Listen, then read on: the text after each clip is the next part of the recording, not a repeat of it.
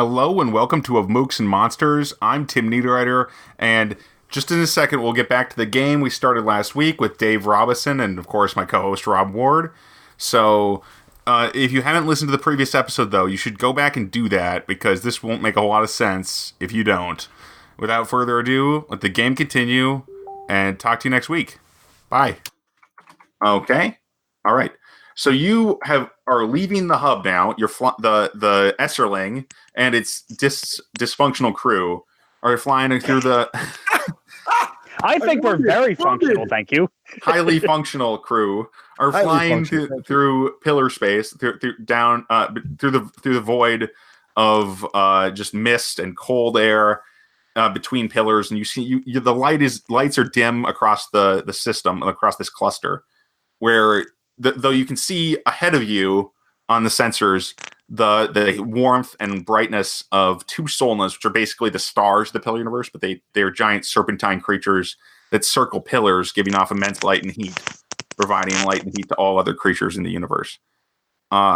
These creatures, you see two of them, one's red and one's yellow up ahead, orbiting, and they're passing toward you. You're going to fly between the pillars where they are, where they're situated. And those two pillars are quite close together, but the pilot, Tuco, seems extremely interested in diving straight through the gap at top speed.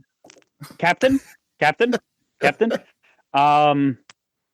You see, those. I think we might just wait for the creatures to get out of the way. We wouldn't want to upset them or anyone else, because I think it might look a little suspicious if we start blowing through the middle between two enormous species that give off heat. Dude, where's your sense of adventure? No, I mean, space, we have to do it, or there's no point in flying the trip at all. Come on, this is why I'm here. Well, I'm just saying that maybe these you don't see a lot of these creatures nowadays, and maybe they're endangered. What are you talking about, man? There's one at every pillar that can be settled, but two at once. Now that's special. So maybe that's the breeding season. We don't want to piss them off. Dude, I don't know where you took biology, but that's not how it works.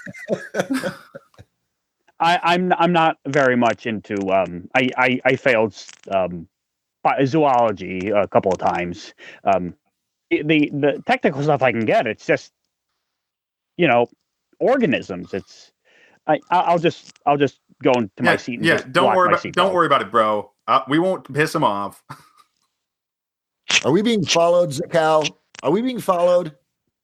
Let me check. And I'll make a sensor. So I don't care. Just want to distract Zakal. Yeah, not being followed currently. Yay! Tim, at the end of the last session, I said Ladan is going into his computer, hacking the signal from the camera, the spy camera, and recording an infinite loop of boring feed, and setting up a separate subroutine that will cycle that feed, basically hijack the outbound signal to be our recorded loop of boring nothingness. Of course, Ocean's 11. Spoiler. Exactly. Alert. Yeah. And every other, let's see, movie, Hudson Hawk, every other heist movie ever. Yes. Okay. Let's see how well you do that. Quite well. In fact, extremely well. So you've got an excellent amount of feed, so it won't loop terribly suspiciously. In fact, it's a static hallway, so it's not going to be a problem. Splendid. You can loop pretty much infinitely there. So we'll go ahead and just do that for now. Sure. All right. So now you're relaying only that static image of the hallway that people won't be able to see inside the ship through that camera, basically. All right. So the ship rockets toward, it is a barge toward the gap between these two pillars. It's lumbers. Lumbers is a better word for it. Yeah, lumbering forward with the with the pilot rocking back and forth in his seat with excitement, and and the weapons operator in the back of the turret at the gun turret, which is in the middle of the ship, basically, can operate the guns on either the top or the bottom of the ship. All right. Well, on both. I mean, from the same station. So yeah. So what do you two want to do while the ship, while you're going to pass by the two Solnas, the two close together pillars, any second? So in a few minutes, I should say. What kind of thing do you want to get up to at this point? I'm going. Zakal is going to just kind of try to ignore. He's trying to drown it out by just really focusing on the sensors because he's still very worried about this entire camera sensor thingamajanger going on. Sure. All right. So okay. Basically, Ladan is just going to really focus in on communications. This is a great place for an ambush, and he's just assuming that somewhere out there somebody's going to be talking about. They're coming around the bend now, and I'm looking for that signal of coordinated attack that's imminent. I'm sure. Sure. I'm going to roll for Zakal's search sensor sweep right first. Mm-hmm. Sensor sweep. It detects. You managed to detect. There's high radiation coming from each of the Solnas. You should be safe from that. In fact, this ship can get fairly close to it because it's radiation shields. It can actually get very close to the Solnas without being in too much danger compared to regular ships. But you also detect hanging out a good 20 kilometers from the hot zone, so below the Solnas, you detect the telltale sign of an arc current, which is the arc is this field that surrounds every pillar. It operates. It provides power to, if you have the right technology to capture it, and people can kind of swim around and fly in it too, with the right technology. But there also ships can do the same, and it is much harder to detect movement within. It's harder to detect their engines when they're in an arc field, which is within a kilometer or two of a pillar. But you managed to detect this one. It's creating ripples. It's not very big. It seems to be quite small, maybe a 3 or 4 person ship. But there's definitely a ship down there. All right, I'll relay this information. All right. Ooh. Any information about its configuration? Well, you can. Go on. Sorry. Okay, you go. Well, you've managed to detect. I should just say that it is armed, but you can't tell exactly what with. It's definitely got, and it appears to be actually. Well, there's one other major point to reveal about it is that it has a large core, which is one of the reasons you've detected it. The core is like an artificial pillar core, so it provides power to the entire ship using an arc field. But this core is actually longer than the rest of the ship. It's called an arc. This is called an arc projection vessel, or APV, which means it can create its own arc field around it as it flies in the mist. So, is that unique to any particular species or culture? They're actually quite common. Yeah, people they use them a lot to transport. So it's for emergency vehicles and stuff. What about the weapons signature? Is that unique to a culture or a race? Well, you can't quite get a good read on what weapons it's armed with, but it appears to have. But they don't appear to be heavy beam weapons. That's one thing that's for sure. They're not direct energy weapons. Okay. Any communications information? Any comms? We're going to do your comms sweep now. Okay. So you get it. You managed to locate. You managed to try use it. Well, that ship is communicating with 3 other ships that are located within about 100-kilometer radius. They're kind of in a net formation, so across this gap between across this whole stretch of pillars. Okay. Uh-oh. Yeah, and they're all communicating with each other fairly regularly. Your ship, you are not broadcasting to any of them. You know that you're not broadcasting. You're broadcasting to something beyond them with the camera, by the way, which is still feeding false information. Okay. I feel like this might be a roadblock. We're ready to. I think Ladan's instinct is right. I think this is we're going to be ambushed. Ambushed? No way, says the pilot. There's ships. There's three ships out there, and I think we're in trouble. I think we're in trouble. Can you move around these big things and use them to shield us from them? Oh boy, I was hoping you'd ask for something like that. We're gonna hold on to something. Oh shit!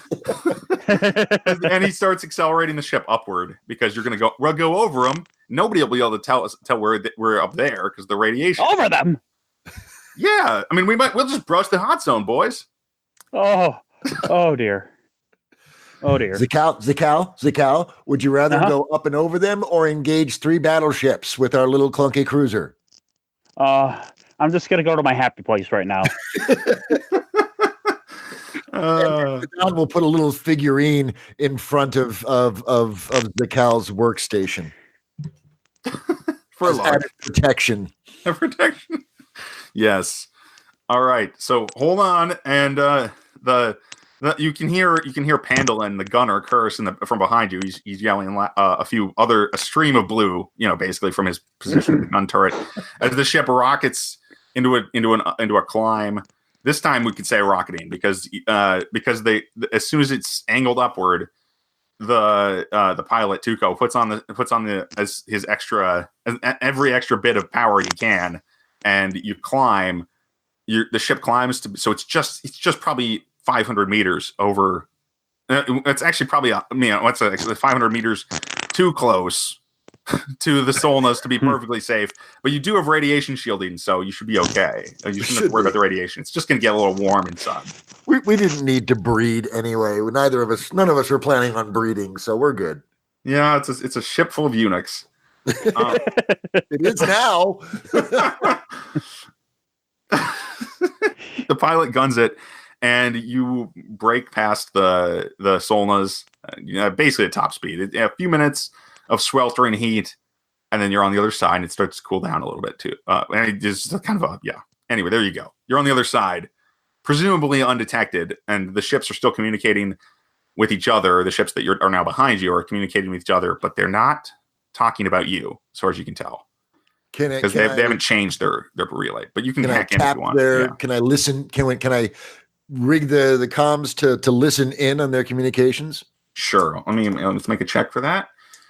And you managed to get the nearer ship, the one you just flew directly over. Basically, you managed to get a hold of their communications, and one of them, the operator, is saying to the others, "There was one there. I saw it. It was coming right at us. Now it's gone. Wonder what happened." And I'll put this on speaker so everybody can hear it. Sounds like pirates, mutters Pandolin through the communications unit. Good catch, Zakal. We wouldn't have survived an engagement with those jerks. Well done. Well, I appreciate that. Hey, what's this doing on my desk? See, you can now have children. You're welcome. The rest of you are eunuchs. No, okay. So I put the figurine to the side. So now, as the ship glides forward, you still have a long way to go to get to the destination. There'll still be another, several hours at least before you could call yourself even safe from these pirates if they start looking around for you. Okay. I'm gonna keep on just watching the sensors and making sure that nothing. They didn't decided. Oh, they went away, so they're gonna follow us. Or I'm just gonna make sure nothing gets close to us. Yeah. Okay. Go on. Yeah. And if it does, relay that and be like, someone's here. And Yeah. I understand. You're not going to just keep it to yourself if you find a follower. That would be a bad thing. Unless I start like. And I will flag that frequency that those ships were using to communicate on as a special interest in my frequency sweep for comms. But once that's in place, and also periodic checks for our camera signal and where it's going, basically Ladan is just going to immerse himself into examining the signal doing a sweep, a comm sweep inside the ship, looking for other bugs other than the camera. If there's one, there may be more that is broadcasting. So he'll do a deep sweep of the ship to make sure we are as discreet as we think we are. Okay. Your initial sweeps, you managed to put the outside sweep or whatever. You categorize the frequency that the pirates were using as the pirate frequency, right? So now you'll be able to trace that whenever they send a message using it. And you also you do the more intense sweep of the inside of the ship, and there's a lot of moving parts on the inside of the ship, and I'm part of the pun, but that's not a pun. Whatever. Part of it, but the issue here is that there isn't just one. There obviously isn't one camera. There's actually 5 or 6 more, all over the ship. Holy crap! They're not actually, except they're not. I mean, or there's more relays. They're not. There's actually there are only cameras in the circle in the circle around the hull. The passage that goes around the center of the ship. The rest of them are just. You managed to detect one on the outside of the ship on the just on each wing. Basically, there's one. And then there's other sensors on the bottom in the bottom like guts of the ship too. Good grief! Yeah, relays I should say, not sensors. They're relaying information to each other, and presumably the ones on the wings are the ones relaying long distance to someone else. I will send a discreet text message to my crewmates informing them of this, and letting them know I am setting all of them to loop and cycle, and we'll let them know when it's safe to talk again. Okay. Going silent. Dun, dun, dun. So I will, if there's time code on these, I'm going to rig the algorithm to go ahead and have the time code continue to be accurate as it puts in its loop. So every time it loops, the time code updates, so you're not going to see the jump and all of that stuff in terms of time hooking and so on. But try and do that for all the broadcasting sensors that are bugging our frickin' ship. All right. So you do your best, and we'll see. You do fairly well at it, but it's not. You're pretty sure you haven't been able to completely make this foolproof, though you can't seem to find any holes. You just have a gut feeling, and I ignore it because that gut is wrong. I'm freaking brilliant. So once it's all up there, it's like, okay, we're good. 5 freaking cameras. What the hell are we hauling? I wonder if we should. We might want to. And I know this goes against protocol, but we probably should take a look. Wait, hold on. Somebody had to have access to our ship in order to install all of these devices.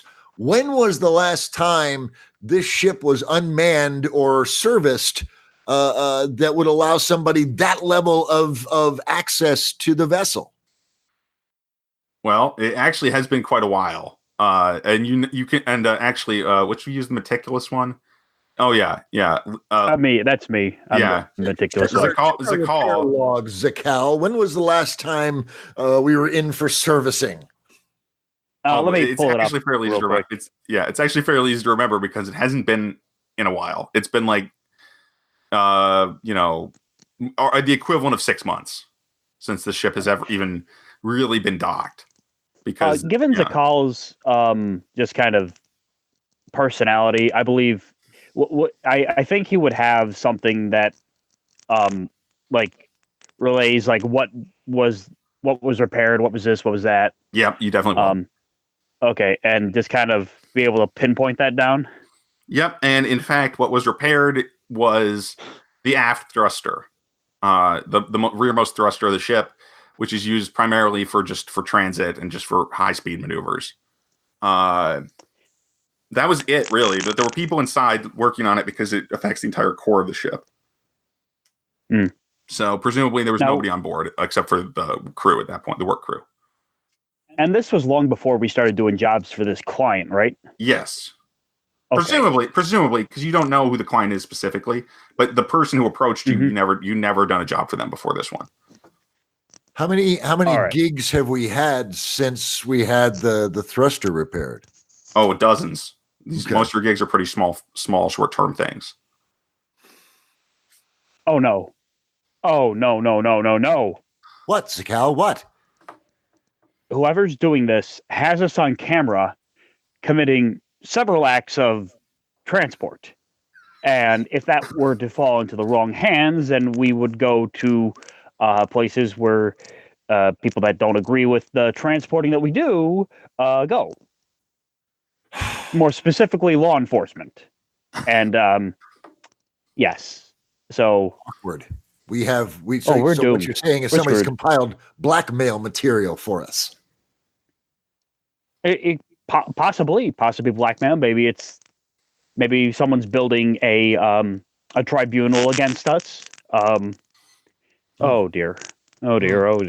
Don't get paranoid, shouts the weapons operator. There's no way they have been spying on us for that reason, because if the law was after us, they'd have brought us in by now. Come on. Oh, maybe it is blackmail then. Oh, what am I going to tell my mom? Tell her what I told her last time I saw her. Ooh, burn. The gunner. My mother is a lovely person. Yeah, I believe that. Okay, anyway. Zakal, how about you and I go down and check out that aft engine? If somebody went to the trouble of bugging us, they might have also put in some kind of booby trap that would prevent us from fleeing. So let's make sure the engines are tip top and don't have any booby traps. That sounds like a wonderful plan. You two knock yourselves and I will out. head down to the engine room and just do a sweep looking for any kind of receiving signals where something could be triggered and blow up, or looking for any sort of emitting radiation that doesn't belong there. Anything that would indicate our engines has been tampered with. All right, you two weasels, knock yourself out, says says the gunner. And that's going to be our break for this episode. Thanks for listening, everybody. And we'll come back to you next week with the conclusion.